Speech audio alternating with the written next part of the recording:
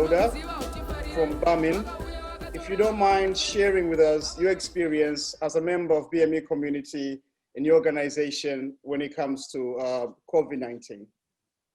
Okay, yeah, thank you again. Thank you, Hekima, for the invite. And it's good to see many people around the table there. Of course, there are so many familiar faces there. Yeah, in 2013, I set up an environmental project called BAMEN, which is Black and Minority Ethnic Environment Network. And the idea for me at that point was to involve people in environmental issues, because that was my background, to get more people into environmental issues.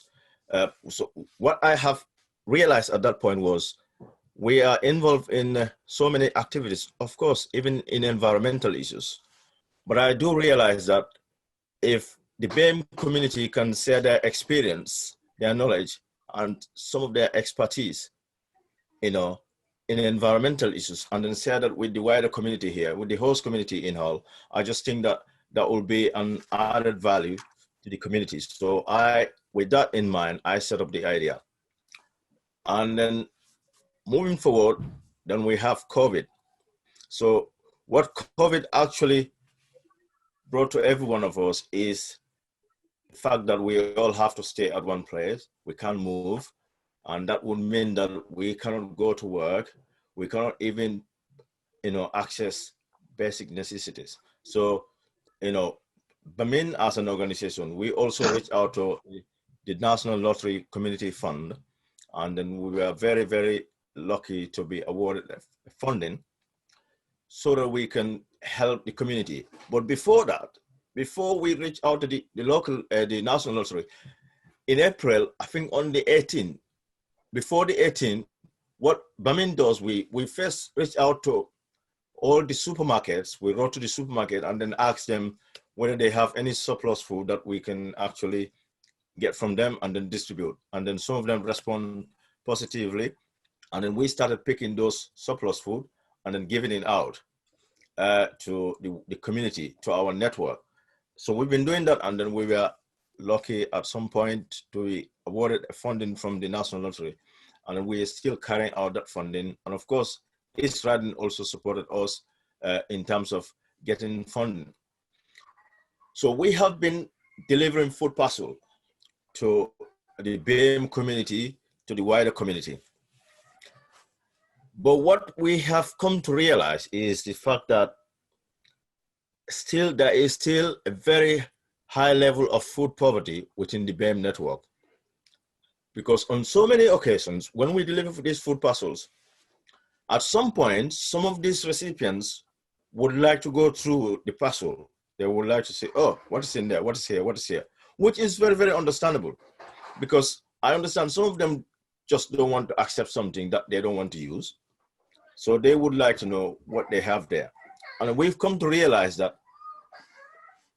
actually the problem within the BAME community is far worse than what we actually thought it is. It's not only about food poverty. It is the fact that some of us, just like some traditional food. So we would be comfortable having those type of traditional food. I'll give you one example. We drop a food parcel to someone, and then as we deliver it, he also came out with two bags of full of pasta, okay? And then he said to me, look, I have been given this from the food bank. To be honest, I don't need this. We don't need this. We cannot use this. I said, but some of them have pasta. He said, yeah, I know there are pastas. I can use only one, but I don't need all these things. There are certain type of food that I actually need. And the reason why he said he needs those type of food is because of his health condition. So I later understand that actually what he is saying does make sense. If you go to food bank, because the idea was everybody is struggling at the moment, which is very true, which is understandable. So you will be given a food parcel. You wouldn't have that much choice. This is why during our delivery, we have to kind of shift, our attention to that. That is to make sure that we deliver traditional food that actually suits these people, because there is no need, there is no point giving food parcel to somebody only to just throw it away. I was very appreciative to that man when he said to me, look, can you take this?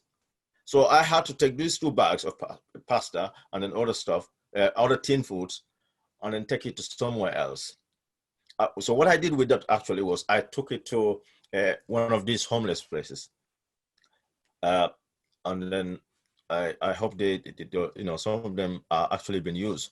When we talk about food poverty, which actually affected the BAME community, it's not just about the general food poverty. For the BAME community, we just have to actually find out this community and their need in terms of food, and then possibly help them in that. So that is something that I actually come to find, because when we started, when this pandemic started, when COVID started, I personally thought that actually because of it's COVID, so people are probably just desperate. They just want to have food on the table. I later found that actually that's not the case. So as up to date, we have delivered. For our delivery, what we do is we do it from Friday to Monday. And then the way we do it, we deliver it to the houses. Because what we've also realized is some of the BAME community, there is a lot of lack of information going on at the moment. Some of them actually don't know where to get this food parcel. And in fact, if they know it, they don't know whether you just have to turn up there. And in fact, if you have to turn up there, just at the center, some of these BAME community, actually, some of the people actually feel, they don't actually feel very comfortable to go down to these places and then possibly stand on the queue and then wait for their parcel. I think yeah. Sorry to interrupt you. Just going to mention you've got 2 minutes left. Right. Okay. Thank you. Yeah. Sorry to cut you off. Yeah, no, that's fine. So because of all this situation associated with BAME Network, I think there is a lot happening at the moment, but there is a lot that actually need to be taken in terms of when we talk about food poverty. It's not only just to go and deliver food parcel to them. Yeah. So to round it up, I think somebody was just saying what do we do next? What we try to do is we try to make sure that if we have to deliver this food parcel, we will have to look at this cultural traditional food to whoever we are delivering, and then possibly talk to them and then find out actually what they need. Somebody was telling me last week that they need fish, and I understand where that person is coming from because of again, health condition.